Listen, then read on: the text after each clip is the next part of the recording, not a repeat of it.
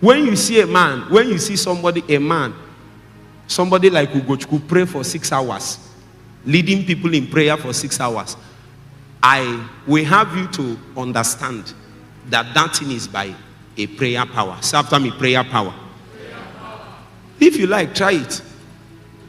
Somebody said that this thing these people are doing, that they are learning tongues. They are learning this thing. They will now be doing shalala. The man was doing shalala.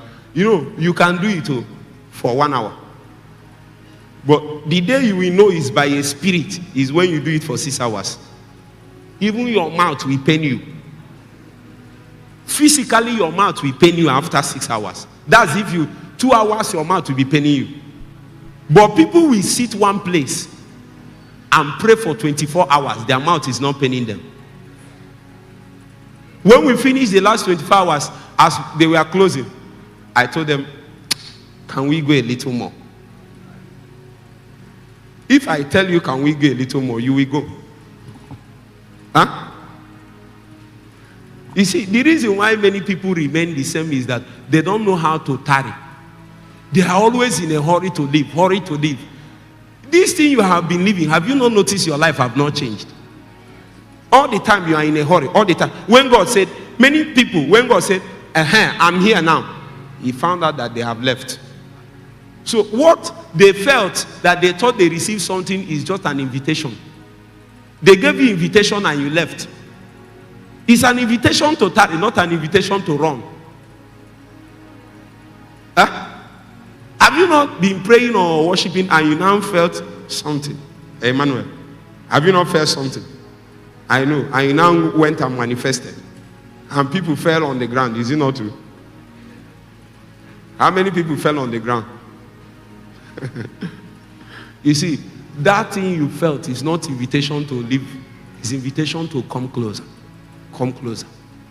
Sometimes if you want to touch a higher dimension of what you just experienced, you might have to stay there for 6 hours. I did not know this.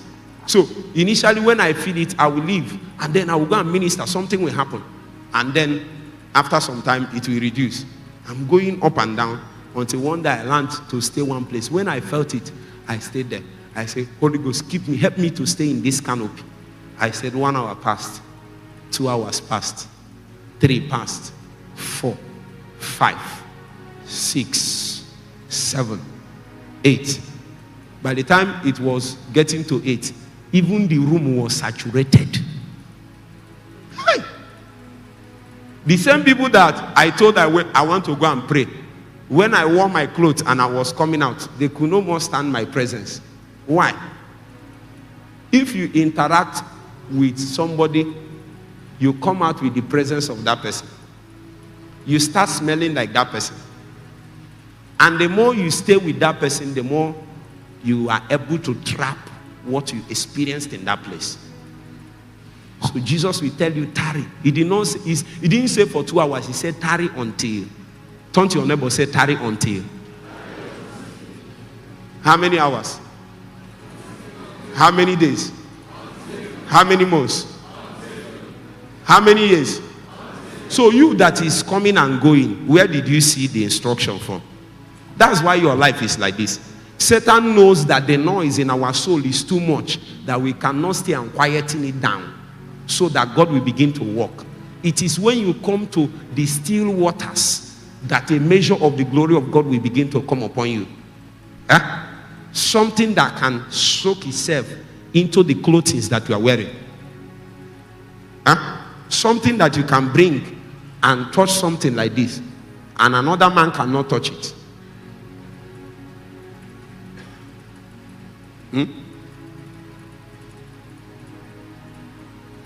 Are you doubting what I'm saying?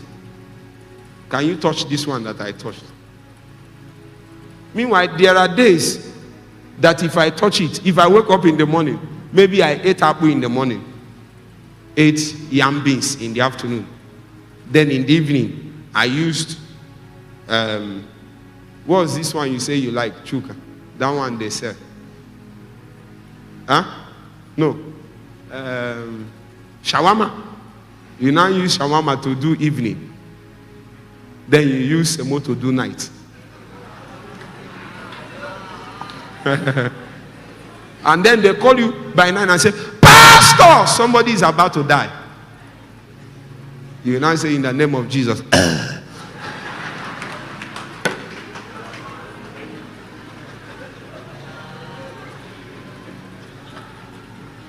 Oh, guy, you are in the barracks, so you have to realize.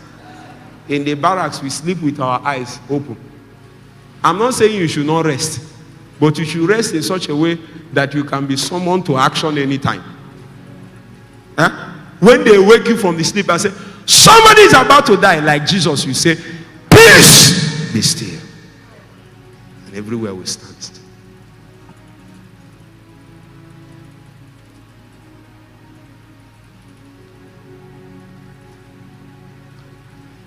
As I'm speaking, angels are descending. They are descending in their numbers. They are descending in their numbers. They are descending in their numbers. They are descending. Some of you will go back with some of those angels. I mean, they will go back with you. Because God will bring many of you into the prayer ministry. No, prayer is beyond a commandment, a facility to build yourself as a believer. Prayer is also a ministry. And when a man has a prayer ministry, one of the first signs that you have been inducted into the prayer ministry is that you must have a prayer angel. It's a must. And I can tell you 3 things that those prayer angels will do.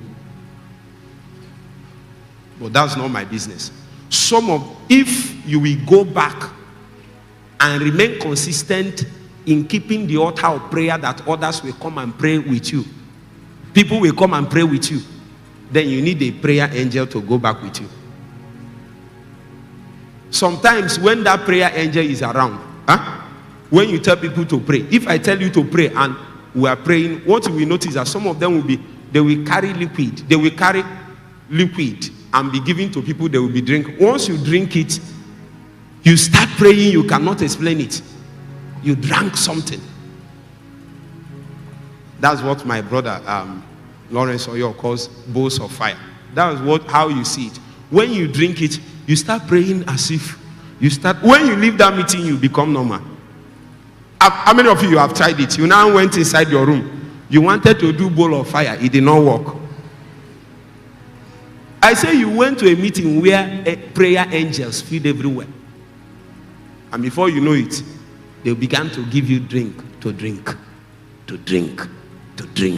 Suddenly your posture will be mutated. Somebody will keep his eye like this.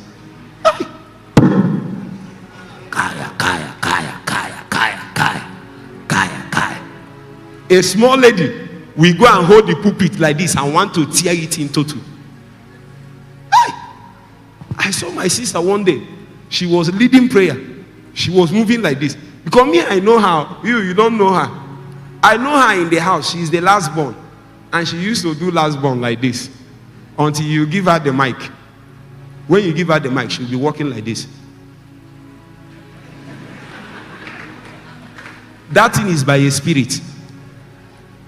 Come and try it. Some people will slap you and say, "Oh, God, where did you learn this one?" But me, that is with her in the house, know something she is doing. If you tell her you will lead prayer for 1 hour, she will use 2 days and prepare. Sometimes I will be in the house from the night. You know now, what we'll be hearing in this room, in the other room.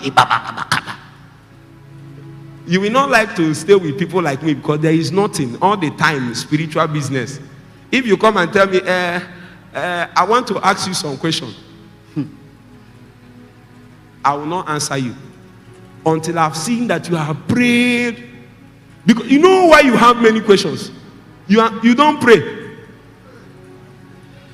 If you do 6 hours every day for 21 days, your question will reduce at least to half. So the reason why you have many questions, why is it that I sleep, this one is not working? Why will it work when you can't pray? So when you are doing 12 hours, you wake up in the morning by 5 a.m. I heard that they use face masks or nose masks, whichever one, and you are working in an office. As far as I'm concerned, that nose mask is a call for people to come back to prayer, as far as I'm concerned. But we have not seen what God gave to us, and we allow Satan to be using it. You are in the office, you are in the bank, and you are wearing nose masks or face masks as a worker there, and then inside the nose mask,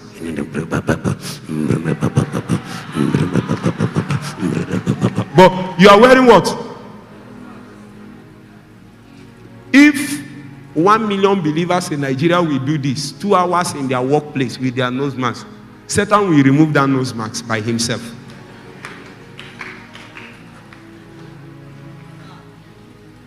We will use the same thing and fight him. But you have not found out the reason. You put it in your mouth and you are doing like this. The nose mask is for prayer. It's for prayer. Say prayer. All the years you have been running around from prayer, God has brought you here finally. You can't run. Some of you, you will see me, I will appear in your dream. I'm telling you what is going to happen real. I'm telling you, you want to, when you go back, you want to relax. And I will have to warn you that this is the best of my face you can see. Some people say, I don't laugh, I don't smile. Am I not smiling now?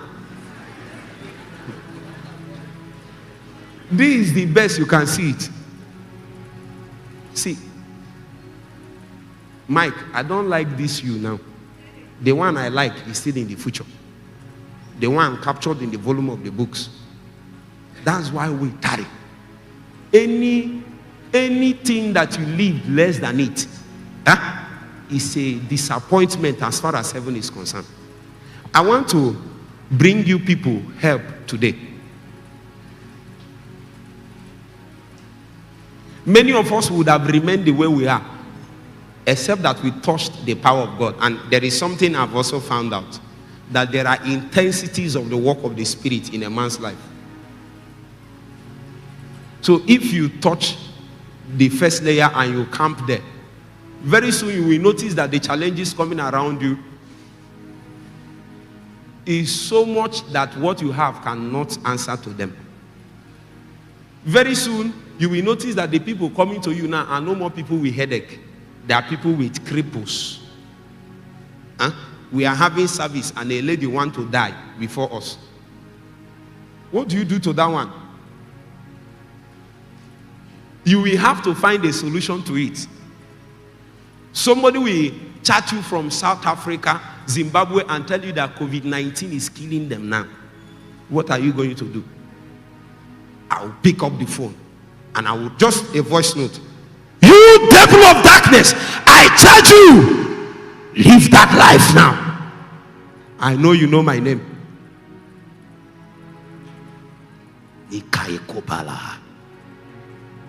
I know you know my name.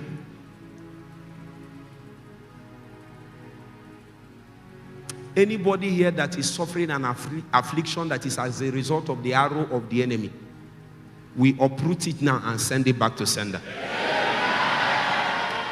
I say we uproot it now and send it back to sender. I say we uproot it and send it back to sender.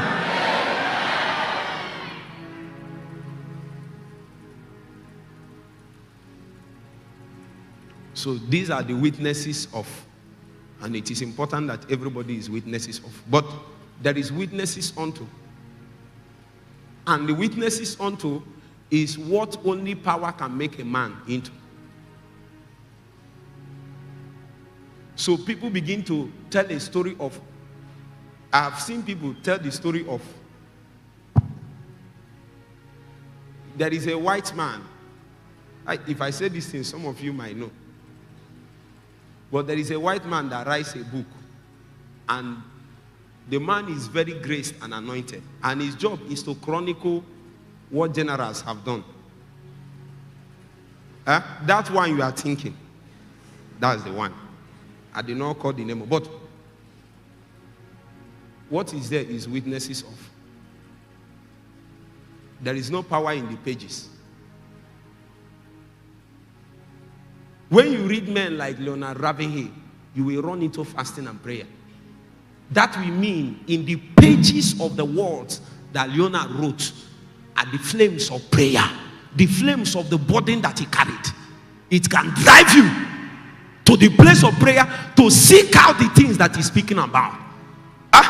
You can hear about the prayer that men prayed, how John Hyde was able to pray and he was able to bring down a nation.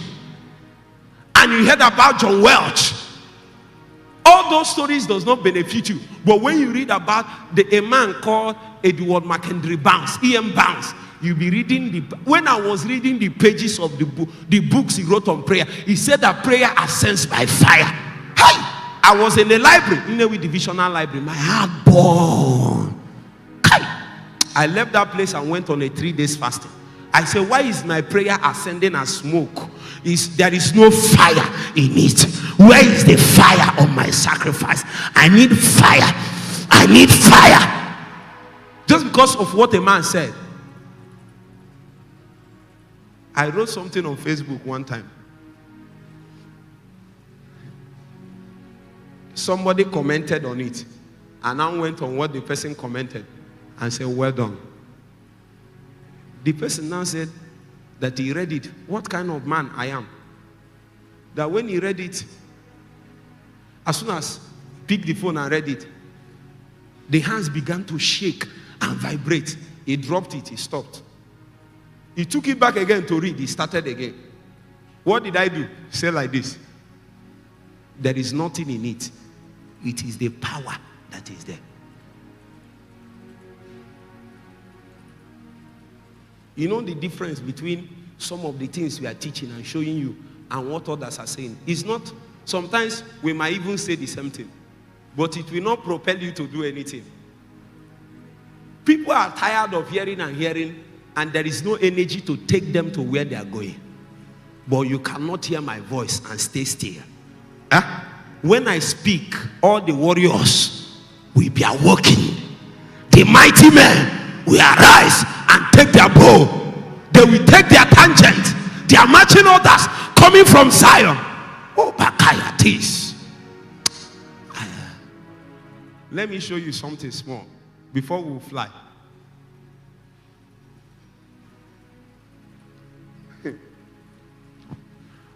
Show me verse 49. Verse 49.